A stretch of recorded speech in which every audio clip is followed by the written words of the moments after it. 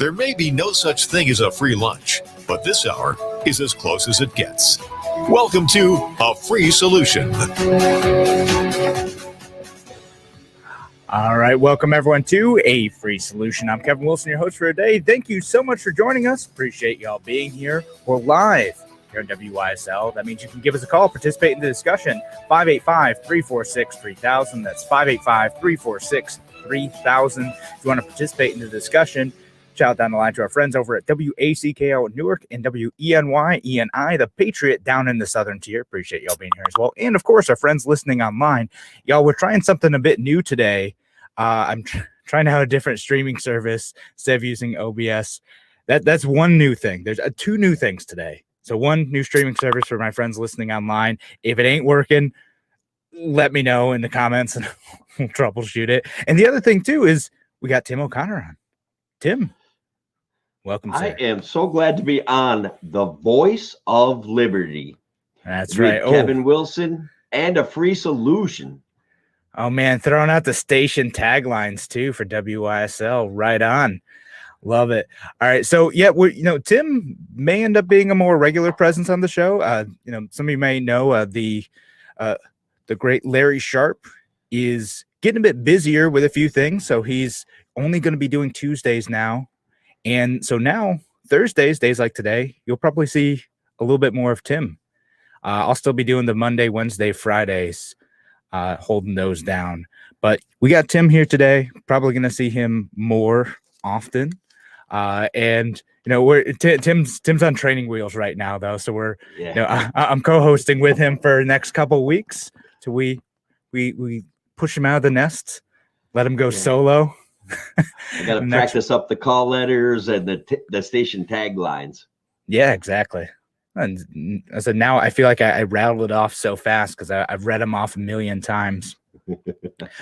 But it's all good. We're going to figure it out. And again, folks, if you want to participate in today's discussion, we're able to take calls today. Give us a call, 585-346-3000. That's 585-346-3000. And so we get a couple issues to talk about today, though, because we're talking online before the show about some insurance issues that were going to come up. I know. So Tim, let's start talking about some of that. So, guys, as you know, I ran for Senate in New York State in the Senate District 51. And as such, a lot of people have expressed concerns about the political situation in New York to me directly. So I can't use names. I can't use the business that they're associated with. But I can say that I talked to a friend of mine that is literally a bigwig in a medium-sized New York State insurance company who says that the government response to COVID, the impending lead legislation that has been on the books for a couple of years is coming to this point, this crux of an absolute disaster for things that we know we don't have enough of in New York, like affordable housing, okay? Multifamily rentals built before 1973 are going to be insured out of the market, okay? The price for their insurance is going to skyrocket. And then add to the laws enacted for the pandemic. We might as well buy a couple bulldozers and go into that business because people are just going to be driving these things into the ground. They're too expensive to have. They're too expensive to maintain. And we're going to be short again on what we call affordable housing. There's already so many pressures in New York State on affordable housing, like property taxes, like impossible to get rid of bad tenants, impossible to do these things with your property that you want to do. So no one wants to do it already. And now we're taking it to a whole new level of expense. All right, so let me understand, because you threw out a whole bunch of ideas there, Tim. So let's understand. Yeah, it's good. So let me understand some of the issues. Like, so obviously the COVID stuff, the rent freeze type of stuff. But let's talk about the one I don't really understand, and I haven't looked into it at all. Is what's going on with lead stuff? Is there going to be like new like lead abatement type of things, or Yeah. Is this coming from New York State too? Like what's going on with that type of stuff? So as a contractor or former contractor, several years ago, New York State created a bunch of laws regarding lead paint, lead exposure in homes and houses that you own. So basically every remodeler in the state had to take lead safety classes, and then they just stopped enforcing it out of the blue. Like no one double checks it. No one comes in and says, hey, is your paperwork in order? Hey, did you wipe down every shelf in the house? The only time they check it is when there's some government money involved. And then they go in and do a lead test, and you got to go back and clean up if you didn't get all the lead out of the house. But what's going to happen is now lead exposures, if a kid ends up with lead trouble, it's going to be tacked to the house and the insurance policy. Now, that's what the law said for years, but they were granting exclusions because they knew what it was going to do to the cost of liability insurance. This year, 2021, 2022, those exclusions are going away. So if you have a house with lead in it, your insurance costs are going to skyrocket. Did I clear that up for you? Yeah, mostly. I mean, I got more questions, right? But Yeah. In this applying to anyone who owns a home or just like people who are renting out homes, I own an old house. My house is built in 1920. There is 100% lead paint in the windows. I tested it and, freaked out and tried to paint everything before my baby was born. And now I'm like, oh man, yeah. So that's the issue, right? Any kind of improper maintenance can now become a major issue. And so there's a certain amount of responsibility you got to take when you own a home. But how do we draw that line, and how do we figure out exactly where a lead case comes from? And so if you're maintaining your home properly and you're doing the best you can, and then you rent to someone who damages your property, and that damage somehow creates a lead exposure, that lead exposure gets passed on to the homeowner, the property owner insurance, the renter insurance. And so this cost thing is going to skyrocket. Yeah, I mean, and it's interesting because this is, as you started to mention, like the crux of all these other pressures on the rental market specifically. You got the issues with renters being able to postpone payment. I know there's some assistance programs out there, but it's still putting a lot of pressure on like landlords to maintain their properties and to want to keep them in the first place, or sell them to a big corporation that, is not going to care, but they can take the loss.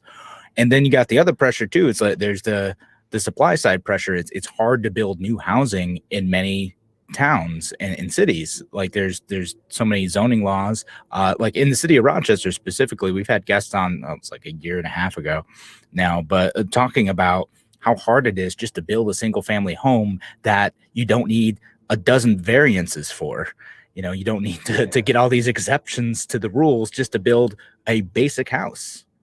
We've seen those rules that you're talking about expand out into rural America. In Otsego County, for example, we have thousands and thousands of acres of land that used to be productive agriculturally and are really no longer productive agriculturally. But I watched this guy try to do a small development, 7 houses. It took 2 years to go through the whole process. And of course, in the middle of that, he ran into COVID. And then now he's running into exorbitant prices for lumber and building materials. The odds were stacked against this guy to begin with in New York State, and they haven't gotten easier for him. Yeah, no, that's all right. Yeah, because I forgot about the lumber prices and whatnot too. Right? I mean, there's so many things going on right now to keep track of for this stuff, and at some point in time, it's going to get to the level of being a crisis where more people who aren't immediately looking for this stuff are going to start to pay attention. And it already is in some ways. Some people, I know people like you are paying attention to it. I pay attention to it because I talk about crap all day. But the federal government has a solution. They're going to great. raise import tariffs on foreign lumber. So it's only going to get more expensive. It's a beautiful, incredibly weird way of looking at it. Things are really expensive. Let's raise taxes. Yeah. What's that Reagan phrase? You know, the most terrifying words in the English language are, "I'm from the government. I'm here to help." Thanks, President Biden. Thanks for your help in this situation. Yes, thanks for your help. I really wish you would just go away. Yeah, no, that's how it goes most of the time. All right, so thanks so much for joining us here on A Free Solution. We're here with Tim O'Connor, who is going to be a more regular presence on this show. Thanks again for joining us today. We're going to be back in just a few minutes. Talk to you soon.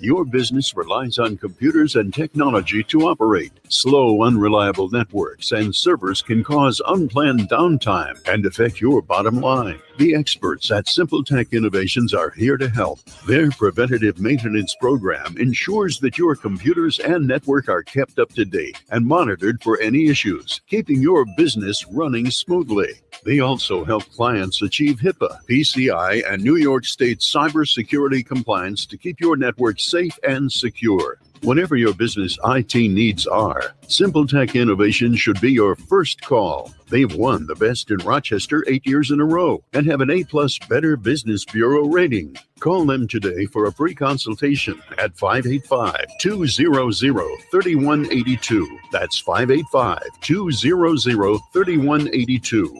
Simple Tech Innovations.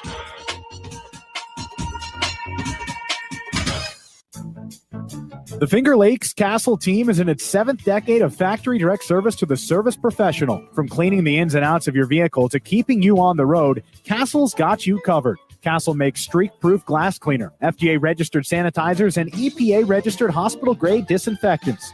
Remember, when you need to keep it clean, use what the pros use. Castle. Accept no substitutes. Castle keeps it clean. A message from the National Police Association. It used to be that any able-bodied person would offer to assist a police officer in danger. Now, passers-by are more likely to take a video.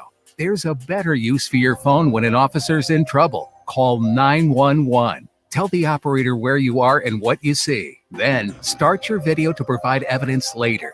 To learn more about how you can assist law enforcement, visit nationalpolice.org. That's nationalpolice.org. Why do businesses choose to move their website from Wix and Squarespace to Simple Tech Innovations? Maybe it's their excellent customer service or attention to detail. Maybe it's their ability to give a truly customized solution. Or perhaps they just like the fact that Simple Tech is a local small business that builds great relationships with its clients. Whatever the reason may be, you can rest assured knowing that the local team at Simple Tech has your best interest in mind when building or updating your website. They're hands-on and love helping customers achieve their goals. But don't take my word for it. They've won the best in Rochester 8 years in a row and have an A+ Better Business Bureau rating. If your website doesn't match your dreams or isn't achieving your goals, give the professionals at Simple Tech Innovations a call today for a consultation at 585-200-3182. That's 585-200-3182. Simple Tech Innovations. A free solution.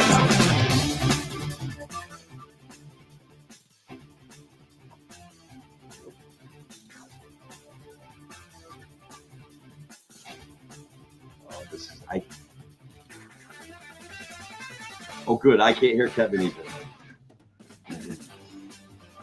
All right, guys, it's the Voice of Liberty, WYSL 1040 AM, 95.5, 93.1 WENY in Corning, New York, WACK Newark, New York, and Elmira. And how did I do there? I paused it pretty Tim, bad. sounds like you did pretty good. Are you able to hear me now? Yes, you're back. Okay, good. Yeah, no, that was a test, Tim. Good job. Yeah, pass. Great job. All right. Well, that I was got like a C totally plus, I on think. purpose. Yeah, no, it's great. It's great. All right. But yes, no, so we are again live here on WISL. Give us a call if you want to participate in the discussion today. 585-346-3000. That's 585-346-3000. You know, we've been talking about well, some of the pressures on the housing market recently. And so there's some new laws that, well, it's not really new laws, right? Like it's laws that are starting to get enforced a bit more on lead. And I'll be honest, like I know this is the one like not pure libertarian position I hold. I'm totally fine with lead abatement programs. Like I used to work in childcare. I see the impact that lead has on kids long term. It basically it makes it so that they have less impulse control. And there's a good chance that removing lead from gasoline and trying to minimize the lead in like household services resulted in a drop in violent crime over the last 30 years. So there's a great like Freakonomics thing on that too. So I'm okay with this. Like I'm okay with like, hey, we should try to minimize this. And I try to do that in my own life too, in my own house. But you know, you got to balance that with, okay, you got these older homes, and how do we make sure that like being a landlord, maintaining your house is still a viable profession? Because and I know like the lefties like to be like, oh yeah, you know, we hate all landlords, they're just greedy, they're just parasites, whatever, you know, like you get that weird lefty propaganda I see every once in a while. But someone's got to build, maintain, and rent out homes. Not everyone can be a homeowner. Someone's got to do this, including, you know, not just homes, but like apartment buildings too. So, you know, what I mean, since you worked in contracting, like what are your thoughts on like balancing those different priorities of like making sure that someone isn't creating an unsafe environment that has long-term impacts on kids, while also making sure that, you know, the profession isn't destroyed and we don't end up with more of a housing crisis than we're already seeing develop? Yeah, no, we're going to end up with more of a housing crisis than what we're already seeing develop. And you're right. There's a conundrum there. We don't want to poison children with lead. We don't want 100-year-old houses falling in the ground being rented out to people in a highly profitable situation. But that's not happening in New York already. So I don't know exactly the best solution, but the free solution would be, let's make sure everybody's aware of lead, not just the proper property owners, not just the contractors, but the human beings that are living in those spaces, that if their cat is scratching a window or a wall, that should get painted even with primer immediately, okay? So that a little bit of the onus falls back on those people. And then in turn, insurance rates will be lower, children will have less exposure to lead. And so the education, which I find to be one of the more valuable government functions, okay, teaching people about the dangers of lead, could really benefit the future generations, could benefit affordable housing, and maybe that would be a better way. So we could get back to it being a little cheaper.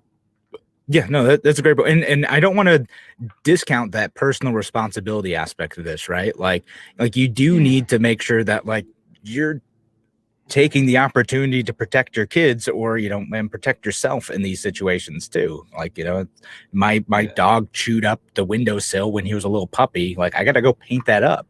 Now I got to make sure that those like 100 years of paint, like some of those might have had lead in them. I got to make sure that that's covered. So like my kid can't go and touch it and then stick his fingers in his mouth. That's what kids do. The training that I received, and because I did do some government work, I received it a few different times under a few different agencies. So the bottom line is if you keep dust from accumulating and you keep wood surfaces and your wall surfaces well covered with paint, those things already mitigate the threat from lead. And that's really, really important.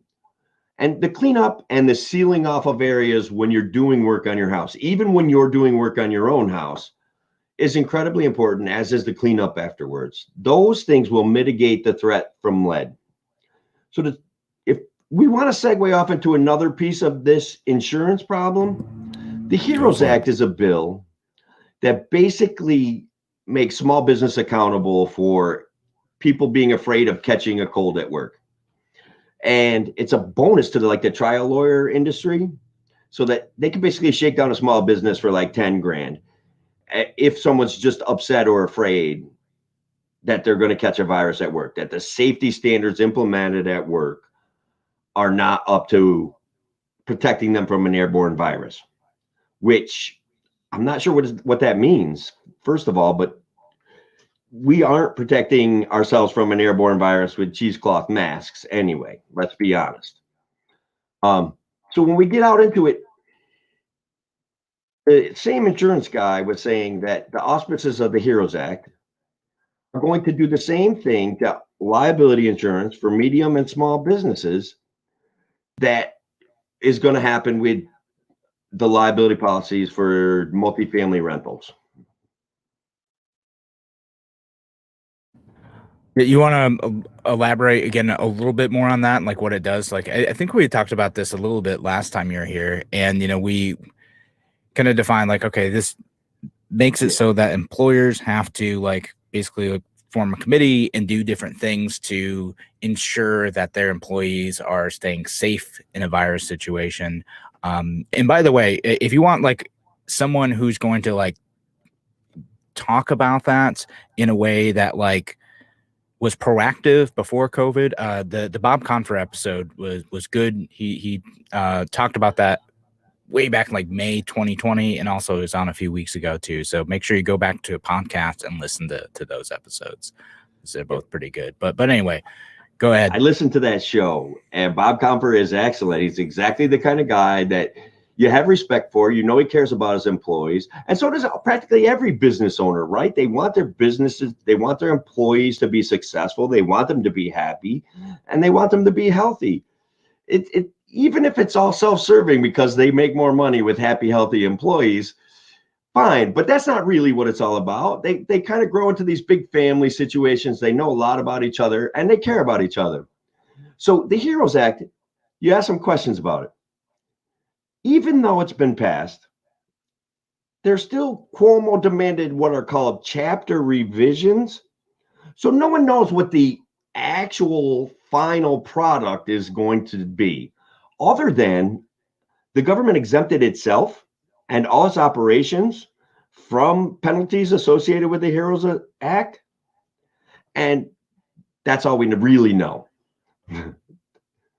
So that's one of the awesome things about like most legislation nowadays, not just New York State, but the federal government legislation. A lot of other states do this too. It's like, all right, we're going to pass this. We're going to figure out how it's going to work after, and the executive branch is going to find new ways to apply this, expand the scope of this law, and suddenly, 10 years from when this was passed, we're finding a totally different application than what the legislators even intended, or maybe they do it. I mean, they're just outsourcing their jobs half the time now. It kills me. Yeah. The law of unintended consequences. Excuse me. I get a little like verbal confusion from my headset, but Yeah. So the law of unintended consequences is what we're facing, right? They make a law they call the HEROES Act. Sounds great, but they don't have anything written in stone about it. They don't know who's going to administer it, and they don't know, other than they have set some levels of fines and that they exempted themselves, all governmental activities. So that's what we know about it. Yeah, as they often do. Like famously, like the federal government exempted itself from a lot of the Americans with Disabilities Act too. Like, oh, this, we don't really need to follow this stuff. It's more for all you people out there. We got reasons we don't want to follow that. It's funny, you go into like the congressional office buildings too, and a lot of them didn't have exit signs anywhere, which everywhere else you need to have exit signs, but they're like, well, that would interfere with the historical significance of this building, so we're not going to have exit signs. We don't need exit signs. All you people do, but we're fine. Yeah, I mean, we did this great show, the LPNY Legislative Affairs Committee last night, about virtue signaling and how nearly every law that we face is one form of virtue signal or another. All right. So thank you, New York State, for the HEROES Act. Yeah. All right, Tim, love it. And maybe we could pick up that thread next segment. All right. Thanks so much for joining us here today on A Free Solution. We're going to be back, me, Kevin Wilson, the host, and Tim O'Connor with more in just a few minutes. Talk to you soon.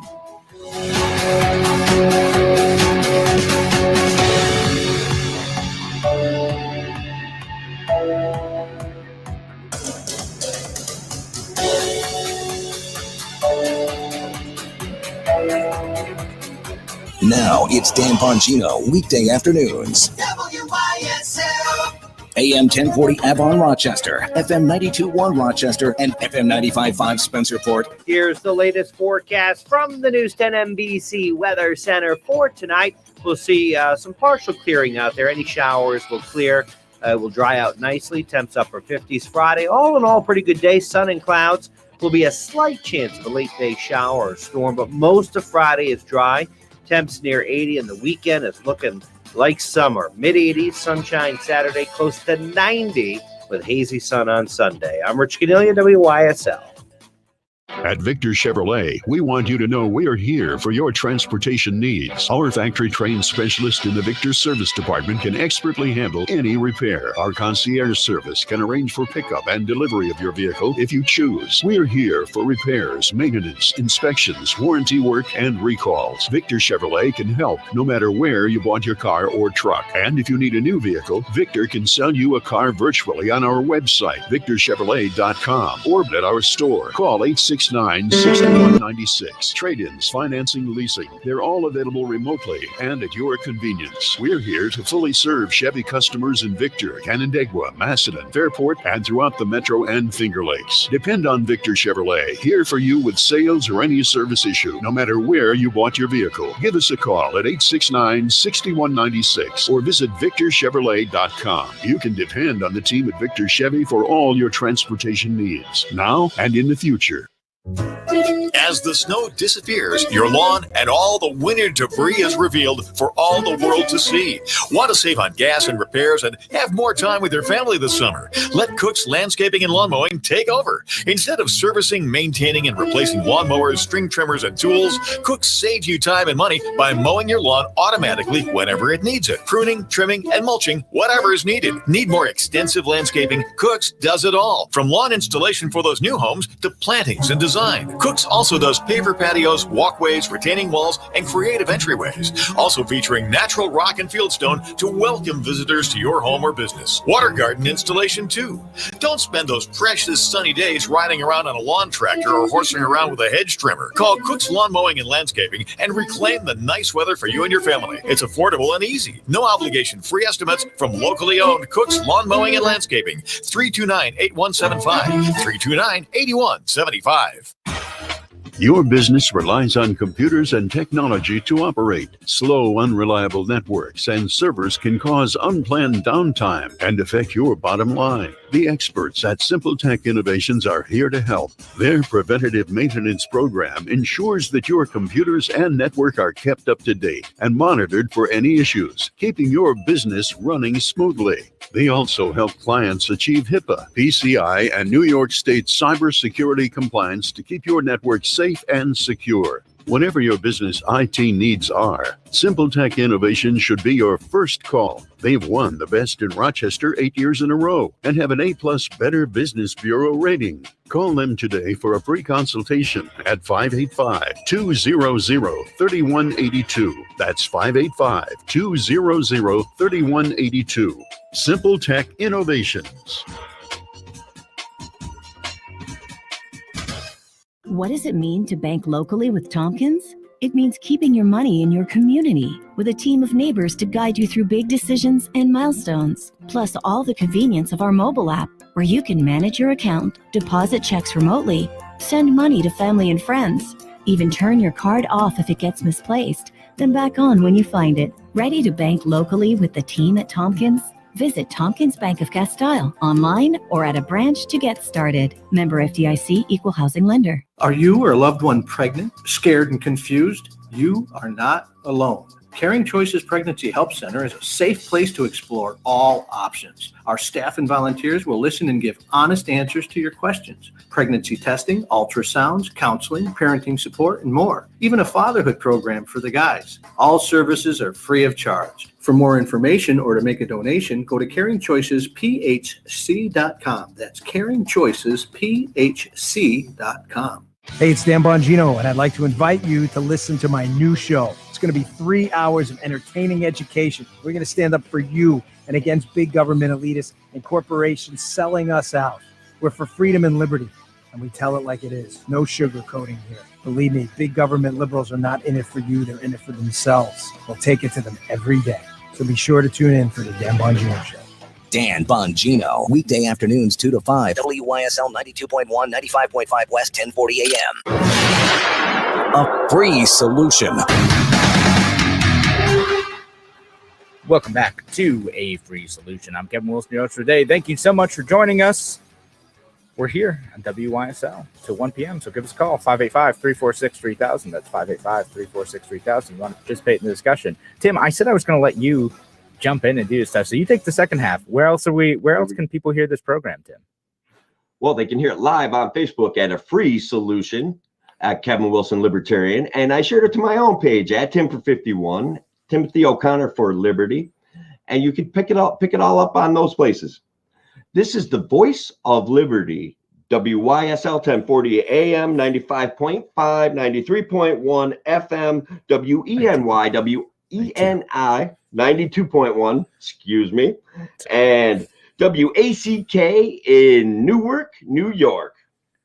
Not to mention Elmira and Corning as well in the southern tier. ENY, the Patriot.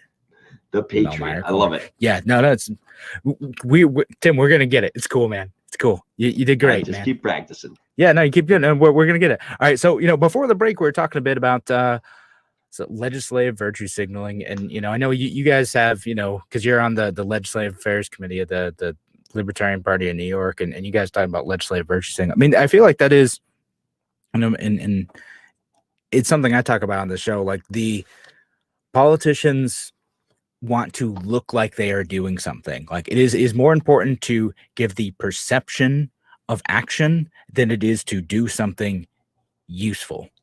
And in fact, it is more important to them oftentimes to look like they're doing something than the damage that they're going to risk by doing something actively harmful. And so, well, let's talk about that. Maybe a couple more examples of that type of stuff, and then we'll move on to a couple other topics. As luck would have it, Kevin, I have something that I want to talk about. That both sides of the aisle have offended me as a libertarian, but not offended because then I'm playing their game, their virtue signaling game. But if we want to talk about bail reform and how it was in fact necessary for people who were getting jailed for nonviolent offenses, okay, and then being stuck in jail for months and months and months, and then maybe never convicted, maybe pleading out to a lesser charge. These guys lost years of their lives or months and months of their lives because of an inappropriate bail system, because of a cash bail system. But then they took it, centralized the rules, so local magistrates, local judges have absolutely no input. And so guys are people who are in the middle of basically psychotic breakdowns, completely angry, upset. They're watching their family dissolve, and they go into a violent act or a semi-violent act, and they get released also. So nothing about bail reform works the way it's supposed to. It's awful. All right. Oh, you didn't catch yesterday's show. I talked about this most of the day. All right. So no, we'll let's talk about this, because the bail reform thing. Here's my thing on it. Like, yeah, you don't want the guys who are out, killing someone to be out on bail. But the thing about bail, it is not meant to keep people in jail until trial, right? Like, it is. Right. It is only meant to ensure that they go back to court, that they show up for their court date. So it's not meant to. So, like, we have like a different set of problems, right? Like, should judges have greater ability to set more restrictions on someone's movements or even keep them incarcerated pre-trial, if they present an actual danger to folks, and how should judges err on the side of caution or not in determining someone's freedom before they've been convicted of a crime? And do you have like a Fifth Amendment violation if a judge is like, well, I think this person's dangerous, so I'm going to keep him in jail? And in fact, what ended up happening is people just say like, well, this person's committed a bunch of crimes. He hasn't been convicted of this one yet, and he's been free for a while, but I'm going to set the bail at $10,000 for stealing a $5 candy bar. And so he's going to be in jail until trial. Yeah. I mean, that's the whole thing. It doesn't work right. It should have some local judicial review. There's times when people, they are in the middle of like what I'm calling a violent emotional breakdown, or they're having a really bad time. And the best place for them for a short period of time is in fact in jail.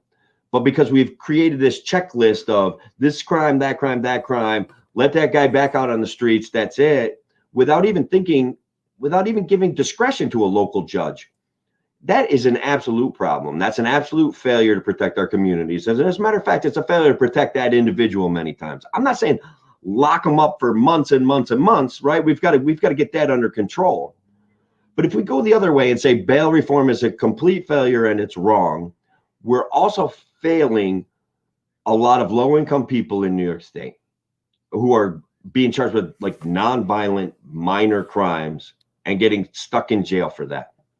Yeah, like in fact, that's kind of what was. So we had interviewed a bunch of judges, whatever, 2 years ago for potential positions for endorsements for the Libertarian Party when I was chair of the Monroe County one. But a lot of them, like, you'd look at their record and what they're setting bail for, and there'd be stuff like, again, I use that candy bar example, but it'd be like, petty larceny.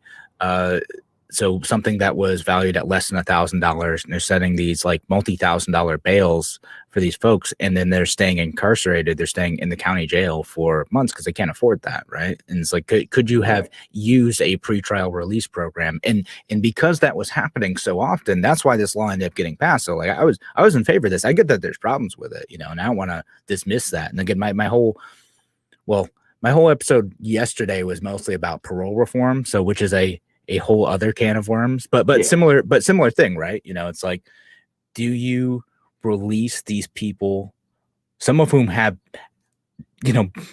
actually been convicted of violent crimes, back into the community if they've served a certain amount of time? And what is the parole board supposed to actually do in determining that? But you have a similar concept with bail reform too, right? It's like, what if someone who could have been incarcerated hurt someone while they're out because they've now committed a crime that isn't eligible for bail? But again, the thing to keep in mind with all this is, if you're rich enough, it doesn't matter anyway. You could be, a super violent person who can make that $500,000 bail and get out. It only affects poor people. Some of the people out there that are my age will remember the Willie Horton issue back in the day. I think it's what derailed the Dukakis campaign. Dukakis, where they were trying to reinvent, make jailing kinder and nicer, and offer basically convicted violent criminals access to reintroduce themselves to society. So yeah, we hit another conundrum there. We shouldn't be putting Willie Hortons back on the streets. But if a guy's 70 years old and he did something violent when he was 20, is he the same person? Does he deserve like a little bit of respite from being in jail his entire life? Hard to say. Or at least scary, a shot at it, right? What's that? At least a shot at it, right? Like, at least like go talk to some people. Like, is this person actually changed, or is he like, yep, can't wait to go killing again? I'm excited to be out. And if they're that, like, oh, maybe need to be in here. That's yeah, no, I think you're right.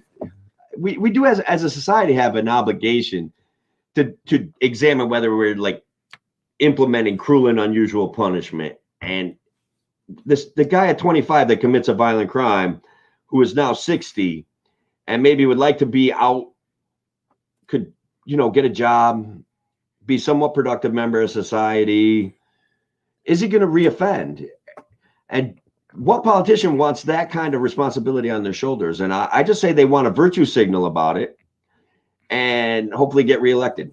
Yeah, I mean, on the right side. So like, I feel like we always talk about virtue signaling in terms of like Democrats, but I think Republicans do that too, because they'll just say like, Absolutely. oh, yeah, I mean, with this issue, like, well, we're trying to keep our community safe. I'm like, all right, well, like it's more complicated than that some of these times too. Like, again, why do we want that 60-year-old who committed a crime 40 years ago to continue sucking up taxpayer dollars by sitting in jail? I don't know that makes sense anymore. Like it's too expensive to do that. And so, I always sound cheap when I'm talking about like taxpayer stuff. Like, yeah, but the money, guys, the money's still important. They're taking out of my paycheck. I feel it. Yeah, I just want to say I think bail reform's a perfect example of where virtue signaling. One side virtue signals one way, the other side virtue signals the other way, and we're left with a crappy law right here in the middle that was never fixed, was never implemented correctly in the first place, and we're all sitting here shaking our heads, man. Yeah, and well, everyone pats themselves in the back, having accomplished nothing but gotten great press out of it, and that's what's really important, isn't it, Tim? Yeah, and they got us all fighting, right? They got us all fighting over it. All right, so thanks again for joining us here on The Free Solution, folks. We are live until 1 p.m., so you can give us a call if you want to participate in the discussion. 585-346-3000. Kevin Wilson here with Tim O'Connor. We'll be back in just a few minutes.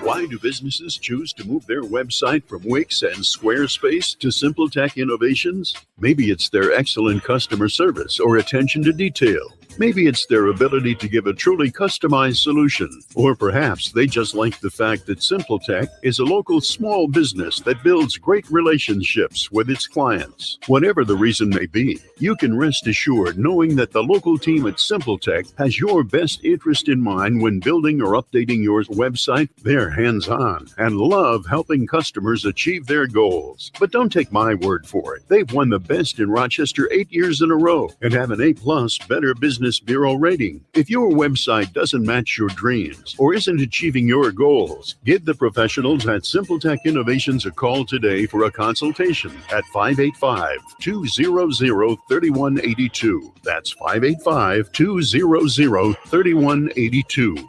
SimpleTech Innovations.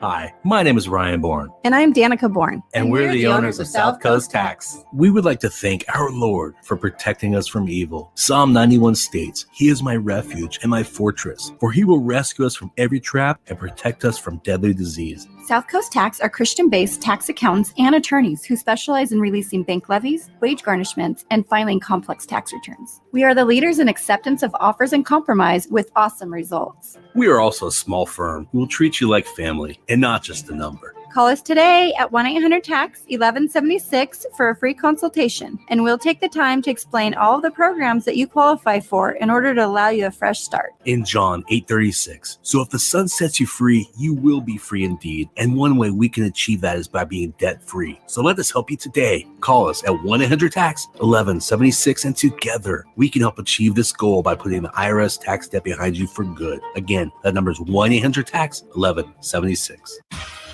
Your business relies on computers and technology to operate. Slow, unreliable networks and servers can cause unplanned downtime and affect your bottom line. The experts at SimpleTech Innovations are here to help. Their preventative maintenance program ensures that your computers and network are kept up to date and monitored for any issues, keeping your business running smoothly. They also help clients achieve HIPAA, PCI, and New York State cybersecurity compliance to keep your network safe and secure. Whatever your business IT needs are, SimpleTech Innovation should be your first call. They've won the best in Rochester 8 years in a row and have an A+ Better Business Bureau rating. Call them today for a free consultation at 585-200-3182. That's 585-200-3182.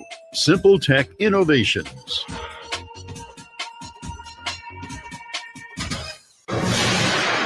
A free solution.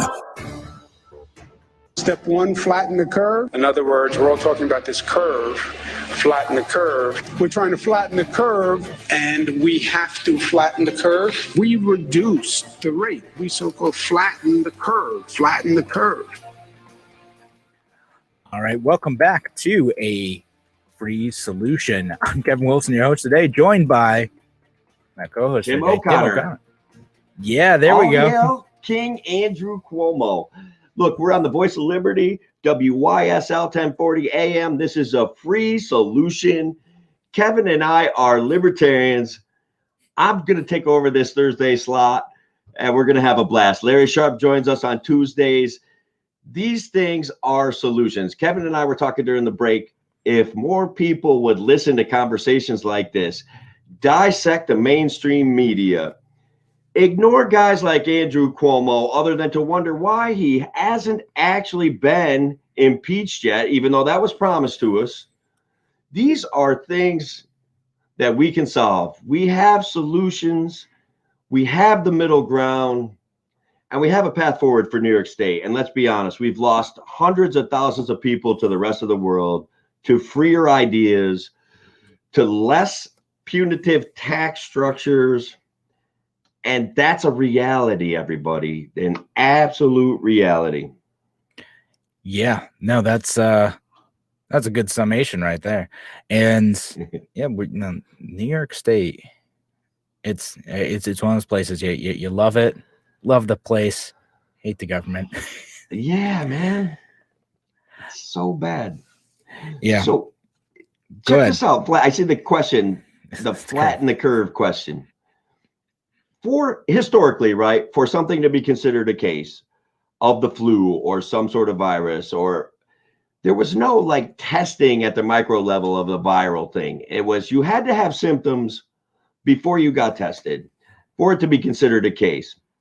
And amazingly enough, with this COVID thing, and guys, COVID's real. I get it. I got to issue that standard disclaimer. I know people got hurt, people got injured, people got sick, people lost days and weeks and at work. Some people are experiencing long-term symptoms. All of that's real, okay? But there are lots of people that contributed to the total case count that under historical guidelines would not have been considered a case of COVID. They had no symptoms. All they did was test positive for the RNA of the virus in their body, excuse me. So that drives me crazy. The curve's going to be flatter than a pancake shortly because they're not testing based on exposure anymore. They're only testing if you have symptoms. Yeah, well, it is going to be interesting. Like, I get the logic of it a bit, right? Like, so if you're like vaccinated, you're pretty unlikely to get, sick or seriously sick. Like, do you need to go and get like a test for that if you ain't showing symptoms? Probably not. Doesn't make sense. But yeah, does it skew the numbers? Does it make it look more like, oh, look, we've made even more progress. Look how few cases there are because we're testing less.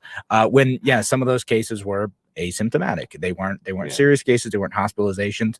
And actually, I thought the logic of flatten the curve made sense in like March, right? Like, okay, like we don't want hospital systems to get overwhelmed. A lot of people seem to be going to them. Okay, like let's